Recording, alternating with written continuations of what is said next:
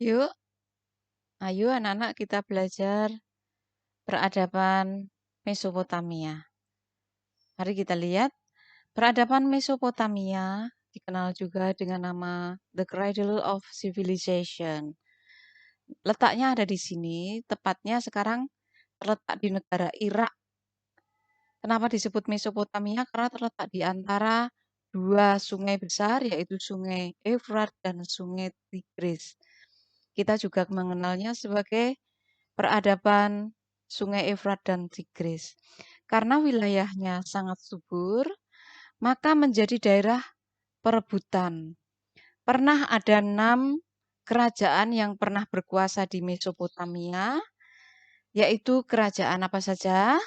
Kerajaan Sumeria, Akadia, Babilonia, Assyria, Babilonia Baru, dan Persia. Kita mulai dari yang pertama, bangsa Sumeria. Bangsa Sumeria ini kita tahu dari mana? Kita tahu dari peradaban ini kita ketahui dari huruf paku atau cuneiform. Dengan demikian, Sumeria sudah mulai memasuki peradaban bersejarah atau zaman sejarah itu abad 3000 sebelum Masehi atau 30 abad sebelum Masehi. Kalau tahun 3000, kalau abad itu 30 sebelum Masehi. Pengetahuan juga berkembang sangat pesat di bidang matematika, telah mengenal sistem hitung seksadesimal, yaitu sistem hitung berdasarkan angka 6. Jadi kelipatan 6, kelipatan 6. Kemudian juga mengenal sistem kalender matahari yang kita gunakan sampai sekarang, yaitu membagi 1 menit terdiri dari 60 detik, 1 jam terdiri dari 60 menit. Juga mengenal irigasi dan membuat bendungan. Walaupun ini kalah cepat dengan peradaban yang ada di Mesir. Mengenai bangunan, dapat kita lihat ini hurufnya ya. Kemudian bangunannya bentuknya seperti ini. Bangunannya berbentuk model zigurat. Fungsinya sebagai kuil pemujaan dan digunakan juga untuk pertemuan. Pemujaan dewa ya, karena mereka mengenal sistem politisme, mengenal banyak dewa. Bentuknya seperti ini aslinya. Kemudian Sumeria itu berakhir setelah dikalahkan oleh bangsa Akadia dan akhirnya terbentuklah kerajaan Akadia di bawah pimpinan Raja Sargon. Yang perlu dicatat dari Akadia itu hanya satu anak-anak, penemuan roda, yaitu roda yang terbuat dari batu dan kayu. Selebihnya masih menggunakan dan meniru kebudayaan dari Sumeria yang memang sudah maju. Raja Sargon ini satu-satunya raja, karena setelah itu Akadia runtuh, diambil alih oleh bangsa yang kelak akan membentuk kerajaan besar, yaitu Babilonia Lama. Kenapa saya sebut sebagai kerajaan besar?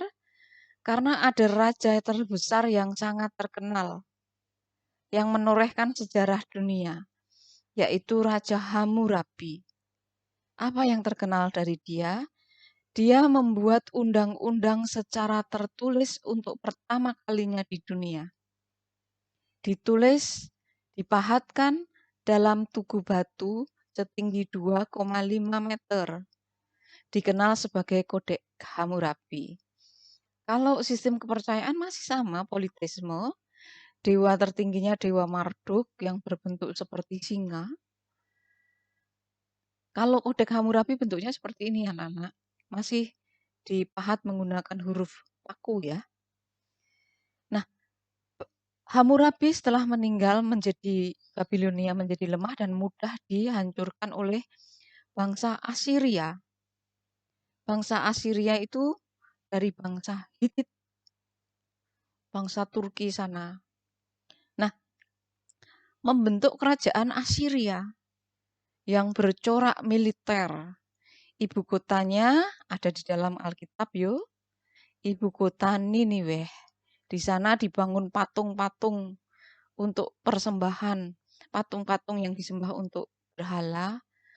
Kemudian yang terkenal dari Assyria ini rajanya Asurbanipal. Asurbanipal.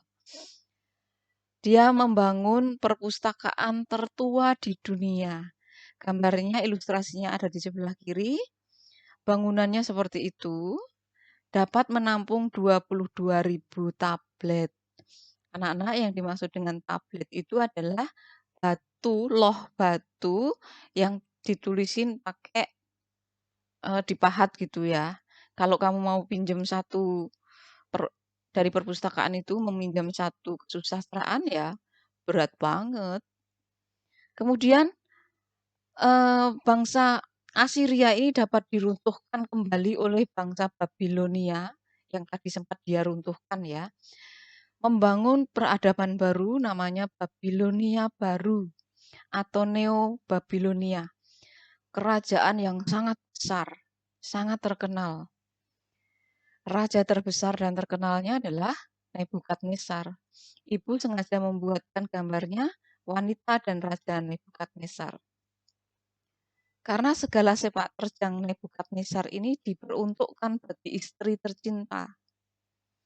Dia memperluas wilayah sampai Asia kecil, kemudian sampai seluruh Eropa, bahkan sampai Afrika bagian utara. Mengalahkan bangsa Yahudi dan membangun sebuah menara yang dikenal sebagai Menara Babil. Dia juga mempersembahkan hanging garden atau taman gantung untuk istri tercintanya ini. Bentuknya seperti ini. Yang kiri ini adalah Menara Babil yang fungsinya sebagai mercusuar, tempat untuk sebagai petunjuk gitu ya. Jadi orang kemanapun bisa melihat mercusuar ini. Kemudian yang kanan itu adalah reruntuhan hanging garden. Bentuknya seperti bukit-bukit buatan kemudian dihubungkan dengan jembatan gantung sehingga bawah itu bisa melihat bukan hanya kota melainkan kota di bawah awan, jadi seperti menggantung. Sesudah Nebukadnezar meninggal, sayangnya bangsa besar itu dapat dihancurkan oleh bangsa Media dari Persia. Bangsa Media dari Persia, dari Asia. Raja terbesarnya adalah Darius Agung. Apa yang terkenal dari Darius Agung? Darius Agung itu adalah raja yang pasukannya tidak mudah untuk dihancurkan oleh Yunani. Yang Yunani beberapa kali menaklukkan tidak bisa. Karena Darius Agung memiliki kavaleri